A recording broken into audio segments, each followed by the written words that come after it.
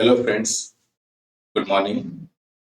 In my last two lectures, I have explained what is differential relay, how it works, and what are the causes of maloperation of differential relay. Differential relay is a relay which operates when phasor difference of two similar electrical quantities exceeds certain predetermined value. Normally, we take current as the two operating quantities.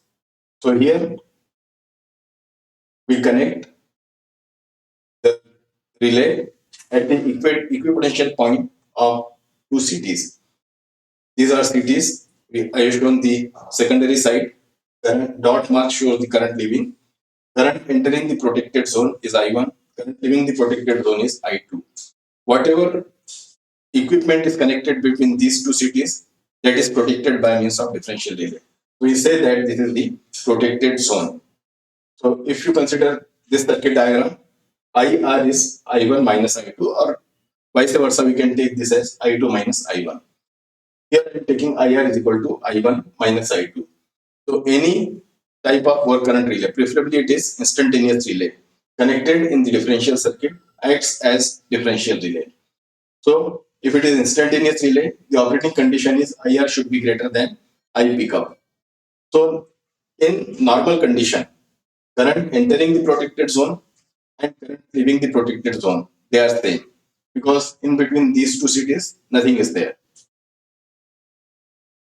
If fault is outside this protected zone, that is the external fault. In case of differential protection, it is called as through fault. Through fault means external fault, external to the protected zone. For through faults, again, I1 and I2 will be same because fault is somewhere here. So I1 and I2, they will increase in magnitude, but they will be ideally same. First cause of maloperation is unequal resistance of pilot wires. When relay operates for the through faults, we say that relay has lost the through fault stability. Through fault stability means the stability of the relay to remain inoperative for the external, that is through faults. So if relay operates for the through faults, we say that relay has lost the through fault stability. The first reason for loss of through fault stability is unequal resistance of pilot wires. The cities we are connecting to the relay, two wires. These are called as pilot wires. Ideally, the relay should be connected at the equipotential point.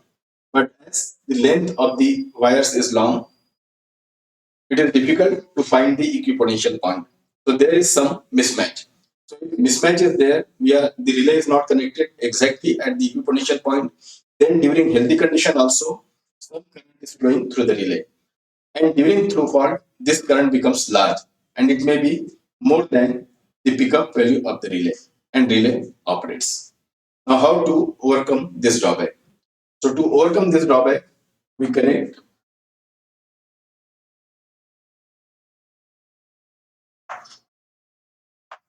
resistances on both the pilot wires, and we adjust the resistance in such a way that during normal condition, current through this relay is zero. These are equalizing resistances connected in the pilot wires. So, if we have to avoid the maloperation of the relay due to unequal resistance of pilot wires, this is the remedy. Now let us see the second cause of maloperation. Second cause of maloperation is unequal CT ratio or CT ratio error. Now let us take example. The same diagram I am referring. Here I have made certain changes. I will explain it. Current entering is I1, current leaving is I2, CT1, CT2. Let us say CT1 has ratio of 100 by 1, CT2 100 by 0.99, and pickup of this instantaneous relay is 0.1 ampere. Load current is 100 amperes. So during normal condition, that is when load current is flowing, here it will be 100 by 1. So on secondary side 1 ampere, secondary side 0.99 amperes. So relay current will be 1 minus 0.99, that is 0.01 ampere. Relay will not. Now let us consider external fault, that is through fault. So during fault current will increase. Now let us say external fault current is 1000 amperes. So with this 1000 ampere, this will be 10 amperes. This will be 9.9 amperes. So relay current will be zero point 0.1 ampere and relay operates. So if we use simple scheme that I had explained in the last class, then relay operates for the true fault due to CT ratio error. Now to avoid this maloperation, we are providing some additional binding.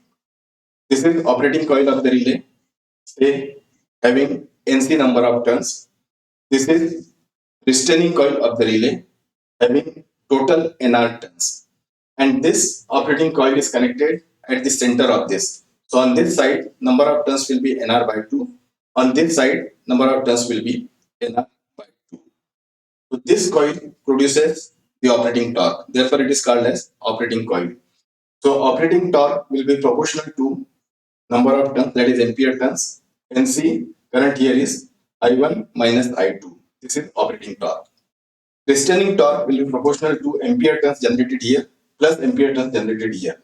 So NR by 2 I1 plus NR by 2 I2. So it is NR by 2 I1 plus I2. Now let us see how it works. Now let us see how this avoids the maloperation of the relay. Operating condition is operating torque should be higher than the restraining torque. Operating torque, I have shown it is NC into I1 minus I2. This should be greater than NR by 2, I1 plus I2. So I1 minus I2, that is differential current. Current flowing through the relay is called as differential current, and current flowing through the restraining coil is called as mean circulating current. Mean because it is I1 plus I2 by 2 and it is circulating. So it is mean circulating current. So operating condition will be I1 minus I2 should be greater than NR upon NC, I1 plus I2 by 2. This NR upon NC is called as B, is called as bias, represented by B. Now, if we consider the balance condition, then this sign will be replaced by equal to. So it will be Y is equal to Mx. Y is I1 minus I2 we are taking along x-axis. I1 plus I2 by 2 we are taking along y. Sorry, I1 minus I2 we are taking along y-axis. I1 plus I2 by 2 we are taking along x-axis. And this will be the slope of the characteristic. So this is straight line characteristic. So here I1 minus I2, that is operating current. I1 plus I2 by 2, that is mean circulating current, differential current, mean circulating current. And B is slope given by NR upon NC. Above this, I1 minus I2 will be higher than this. So it is operating region or positive torque region. Below this, it is restraining region or negative torque region. Now let us consider the same example, same CT ratio. We are assuming fault current, external fault current of 1000 ampere. So on the secondary side, this will be 10 ampere. On secondary side, it will be 9.9. So this is I1 10 amperes, I2 9.9 amperes. Let us say slope of the characteristic is 10%. So B is 0.1. So I1 minus I2, 10 minus 9.9, that is 0.1 ampere. Restraining current will be B times I1 plus I2 by 2. B is 0.1 into 10 plus 9.9 divided by 2. So it is coming 0.95. So if we compare, I1 minus I2 is 0.1, whereas restraining current is 0.95. So it is less. So even when there is inherent CT ratio error, then also the relay is not operating for the through fault. So if CT ratio error is there, then in order to avoid the maloperation of the relay, we have to use this type of scheme in which restraining coil plus operating coil is there. We are taking the operating current is some percentage of this mean circulating current. Therefore, it is called as percentage differential protection. Now, this current is biased. Therefore, this is also called as biased differential protection. So, conclusion is we do not use the differential relay, simple differential relay, but we use the this biased differential relay or percentage differential relay. So this automatically takes care of the equalizing resistance. We don't need the equalizing resistance because if pilot wire resistances are not equal, there is again some current flowing through the relay during healthy condition, and this will not become large even when there is fault current. Means I1 minus I2 will be less than V times I1 plus I2 by 2.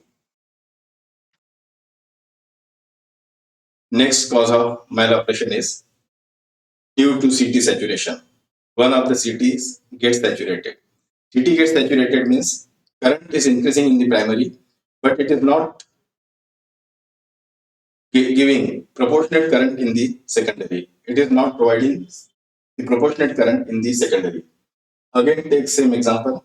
So to avoid the operation of the relay, due to CT saturation, we are using stabilizing resistance, and it is connected in series with the operating coil of the relay. This is stabilizing resistance. Let us take same example. Through fault current is 1000 ampere. So in CT1, secondary side current will be 10 ampere, and let us say CT2 gets saturated at 800 amperes. So on secondary side, current will be limited to 8 amperes. So relay current will be I1 minus I2, that is 2 amperes. So this is sufficient to cause the operation. So what we are doing is we are inserting a resistance to control this current through the operating coil of the relay. Details of this, how to provide the setting, how to compute the value of stabilizing resistance, different settings of the relay, this differential relay, I will explain when I will take the video lecture of bus bar protection. So in this lecture, I have explained different causes of maloperation of the relay and their corresponding remedies. The best remedy is we have to use the bias differential protection, that is percentage differential protection. Thank you.